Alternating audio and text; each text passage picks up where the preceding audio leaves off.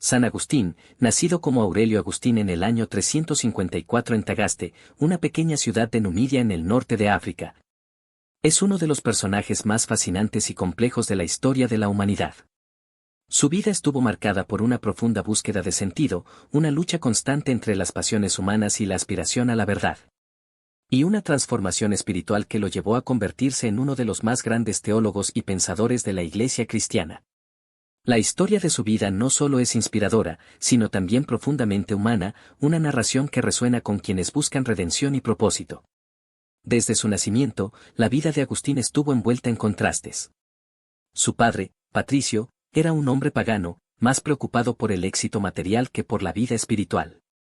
En cambio, su madre, Mónica, era una cristiana ferviente, conocida por su piedad y su dedicación inquebrantable a la fe. Aunque Patricio permanecía distante de los asuntos religiosos, Mónica se ocupó de inculcar en su hijo los principios cristianos desde una edad temprana, sembrando en él las primeras semillas de la fe. Sin embargo, esas semillas no germinaron de inmediato. Agustín creció en un hogar donde la tensión entre las creencias de sus padres era evidente. Su inteligencia precoz llamó rápidamente la atención de todos a su alrededor y su familia decidió invertir en su educación, a pesar de sus limitados recursos. Primero asistió a escuelas en Tagaste y más tarde en Madaura, donde mostró un talento excepcional para la retórica y la literatura. En estas etapas tempranas de su vida, Agustín ya revelaba una curiosidad insaciable por el conocimiento, pero también una inclinación hacia los placeres mundanos que más tarde se convertirían en una fuente de conflicto interno. Cuando tenía 17 años, Agustín fue enviado a Cartago, una ciudad cosmopolita y bulliciosa, para continuar sus estudios superiores. Allí, quedó fascinado por la vida cultural e intelectual de la ciudad, pero también se sumergió en un estilo de vida marcado por la indulgencia y la inmoralidad. Se unió a un grupo de jóvenes que compartían su gusto por las fiestas, las diversiones y las aventuras amorosas. En este ambiente, Agustín comenzó una relación con una mujer cuyo nombre no conocemos, pero que sería su compañera durante más de una década y la madre de su único hijo, Adeodato. A pesar de su vida desordenada, Agustín nunca dejó de buscar respuestas a las grandes preguntas que inquietaban su alma. Se interesó profundamente por la filosofía, especialmente por la obra de Cicerón, cuyo texto Hortensius despertó en él un amor por la búsqueda de la verdad. Sin embargo, su búsqueda no lo llevó inmediatamente al cristianismo. En su lugar, se sintió atraído por el maniqueísmo, una secta que proponía una visión dualista del mundo, dividida entre el bien y el mal. Durante casi una década, Agustín fue un ferviente seguidor del maniqueísmo, convencido de que había encontrado una explicación coherente para los problemas de la existencia.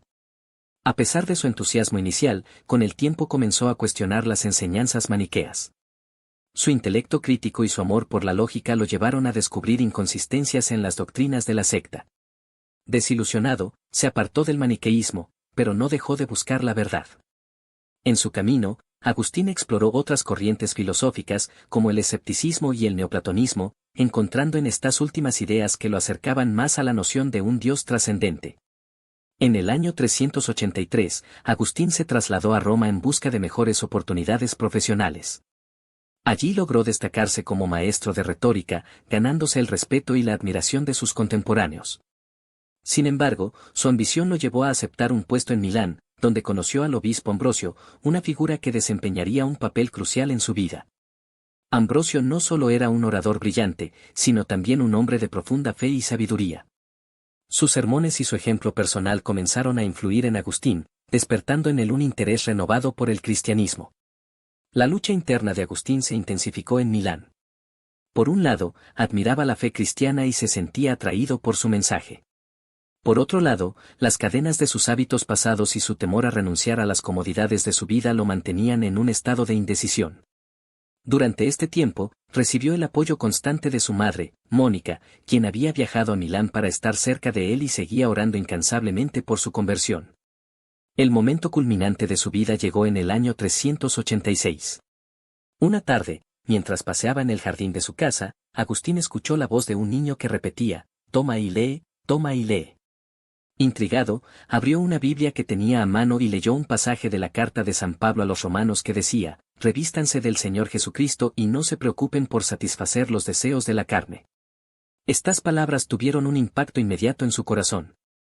Fue como si una luz divina iluminara todas sus dudas y miedos. En ese instante, Agustín decidió entregar su vida a Dios. Al año siguiente, en la Pascua del 387, Agustín fue bautizado por Ambrosio junto con su hijo Adeodato. Fue un momento de inmensa alegría, tanto para él como para su madre, quien había esperado este día durante años. Poco después, Mónica falleció, llena de paz y gratitud, confiada en que su hijo finalmente había encontrado el camino hacia Dios. Tras la muerte de su madre, Agustín regresó a África. Vendió sus posesiones, distribuyó el dinero entre los pobres y fundó una comunidad monástica en Tagaste. En el año 391, fue ordenado sacerdote en Hipona y, 4 años después, se convirtió en su obispo. Desde entonces, dedicó el resto de su vida al servicio de la Iglesia, enfrentando herejías, predicando incansablemente y escribiendo algunas de las obras más influyentes de la teología cristiana. Entre sus escritos destacan las Confesiones, una autobiografía espiritual que relata su búsqueda de Dios, y La ciudad de Dios, una obra monumental que reflexiona sobre el destino de la humanidad.